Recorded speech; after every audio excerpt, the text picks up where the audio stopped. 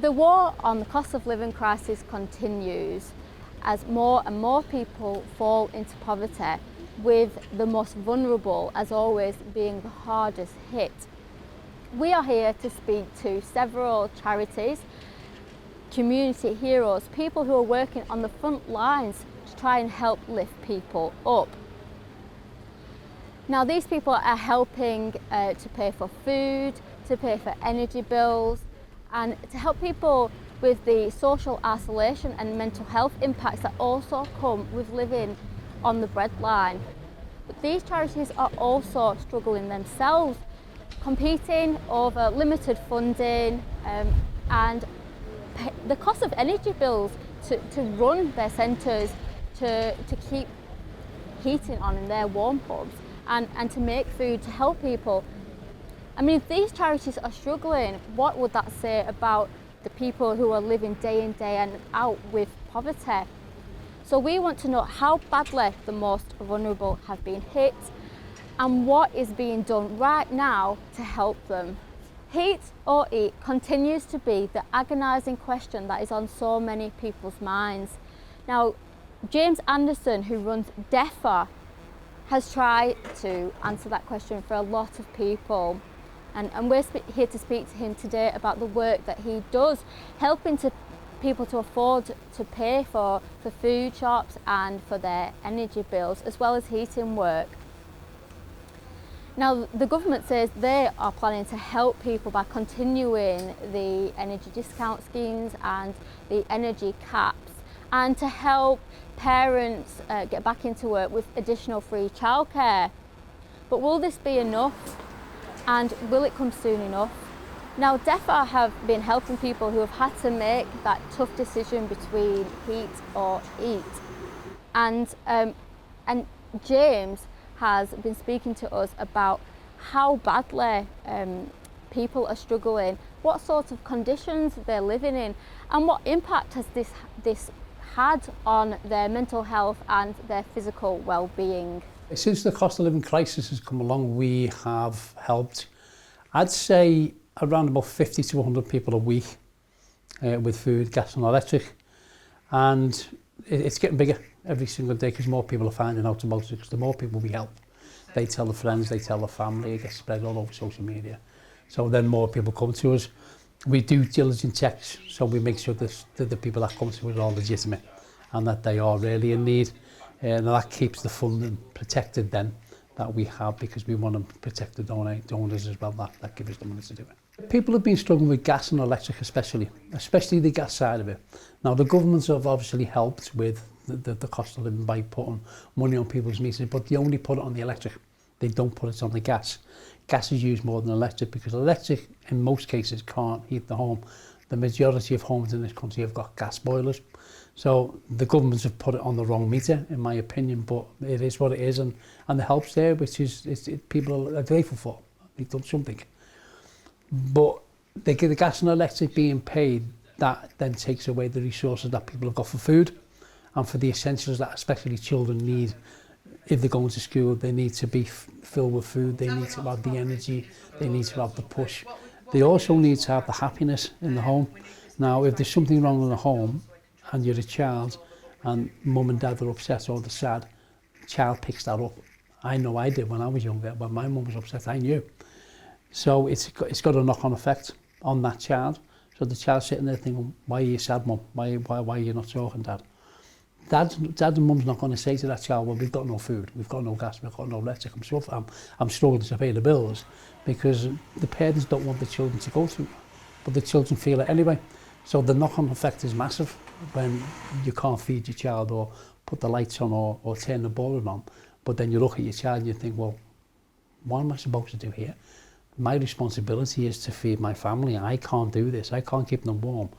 What do we do next? So you're in a situation. DEFA comes along then, and we say to these people, give us your address, give us your postcode, give us your details. We'll give you money for electric and gas, and we'll send food to your door. We'll get it delivered to your door. You don't have to go out for it. You don't have to carry bags around. You don't have to worry about getting referred from one food bank to another. I love food banks, but you don't have to do that. So we remove all them issues by giving it direct to your door. It's got to be done.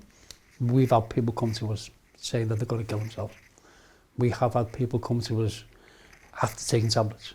We've had an 84-year-old lady in Preston that I went to personally who had a noose around her neck when I arrived, and she was going to jump off a chair in the kitchen and kill herself. And she's 84 years of age. Okay, imagine, that's someone's mum, that's somebody's grandma, that's a friend and a neighbour who's 84, worked all her life, and she wanted to end her time on this earth because she thought it would be better. We got there, we saved her life. She's now living with her daughter in Australia. She's moved out of this country because to stay in this country would have killed her. Simple as that. We've had a lady not far from where we are now with a table full of what I thought were Smarties. They weren't, they were tablets. She was going to take them all because she wanted to be with her husband again, because she felt safe with her husband. Her husband wasn't here. He passed away. So she was left to face what we're going through now. That's what's happening. That's the position people are getting put in. And it's not just happening to the old. It's not just happening to the elderly or the vulnerable or the disabled. It's happening to the young people. We have young people coming. I've had enough. If I can't get no help, I might as well just end my life. They're the messages that we're getting. And these aren't people just trying it on. These aren't just people who go, oh, well, if I ever come up with a sob story, I get a few quid off someone. These are people that we look at, we speak to, we do our diligence checks on them, and it's real. It is real life, and these people are really in that position. So the government needs to look at this through a human eye, not through a political eye. The divide between the rich and the poor is getting bigger and bigger and bigger and bigger. And it's never going to get smaller until people actually open their eyes and go, do you know what? We need drastic change in this country. We need to do it. Well, we're not colonial anymore. We're supposed to be going into the future. The future of what? Father Roger Parker and his team at St Catherine's Church and Community Centre have been helping vulnerable people like the homeless for more than 20 years. Now, a question is, should vulnerable people have to rely on community help? And should the government do more to help? Now, this church runs weekly groups to help people cover the cost of food, to help them have somewhere nice and warm to eat, and to limit the impacts of socialisation which comes with the cost of living crisis. This church, like many others, is having to do more with less, as charities and the voluntary sector have to compete for limited funding. Now, one thing that is interesting but very sad is that charities like charities, voluntary groups like St Catherine's are seeing a new kind of poor. More working people and older people are falling into the hole of poverty.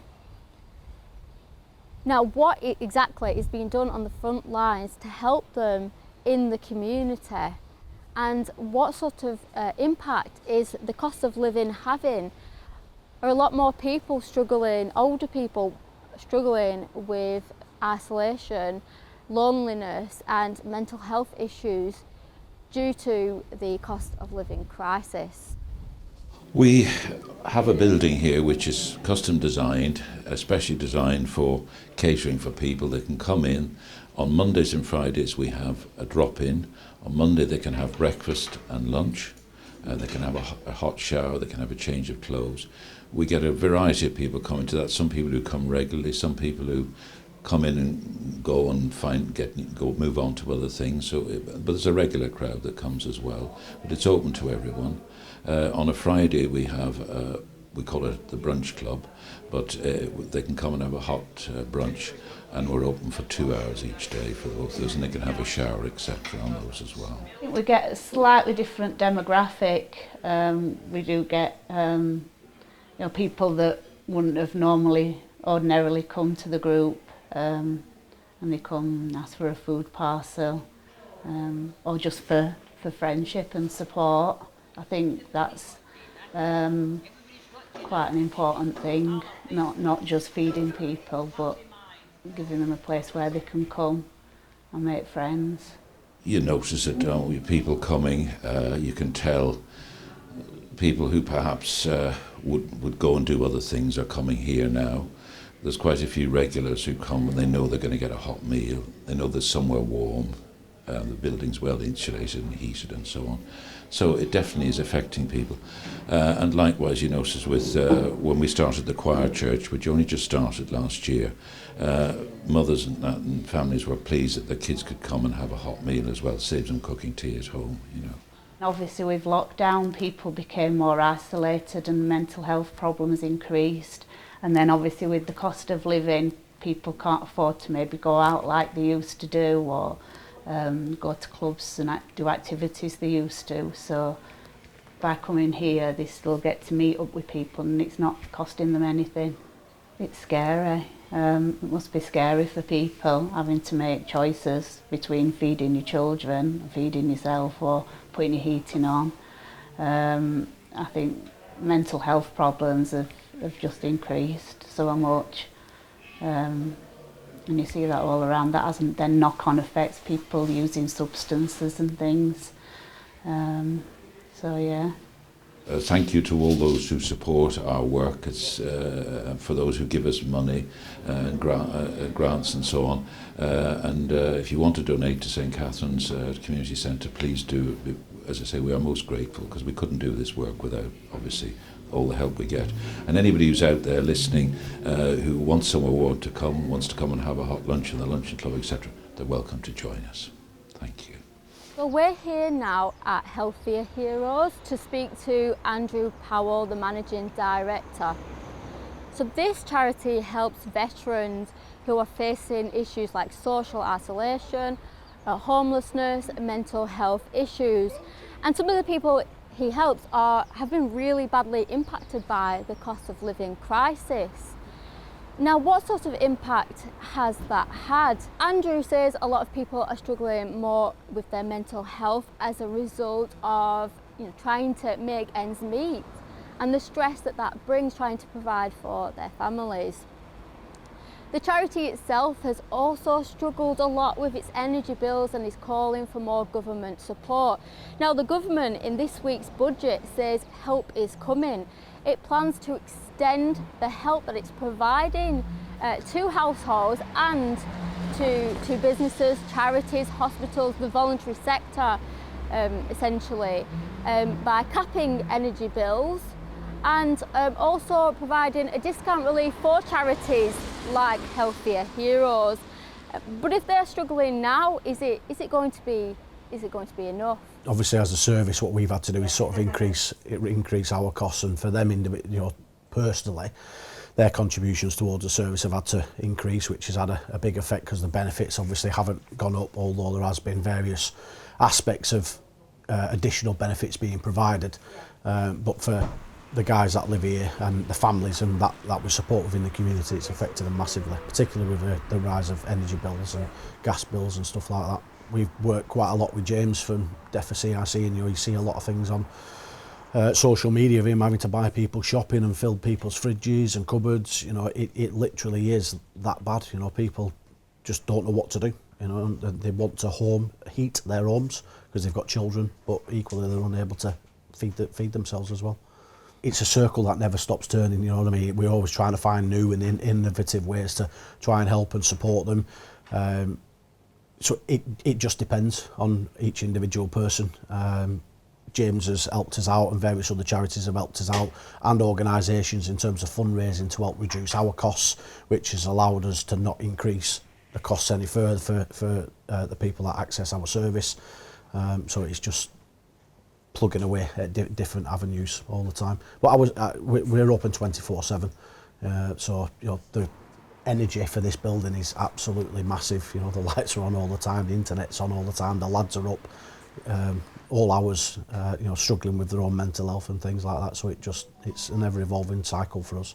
People in supported housing who are struggling with mental health or addiction or whatever it might be, are on benefits, or getting all these additional benefits given to them for the cost of living crisis, but service providers such as Healthier Heroes and anybody else are not getting any government help, but yet we're supporting those who are vulnerable within the community.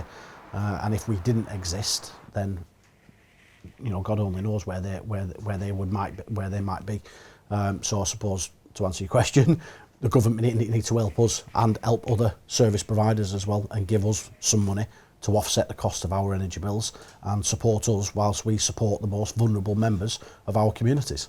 The worst fear is that something like this would have to close. You know, there's only so much and so much fundraising that you can do. But I would hope that, you know, that wouldn't happen. But that's obviously everyone's biggest fear, that any organisation or charity is going to have to close if things like this continue. There's a lot of people still struggling, and it's not to struggle alone. And if you need help and you need support, get in touch with us, particularly from, you know, the armed forces community. But that's not to say that if anybody wants help and support, get in touch. We can always find somebody that will help them. And please don't struggle alone. Pick up the phone and ask for help.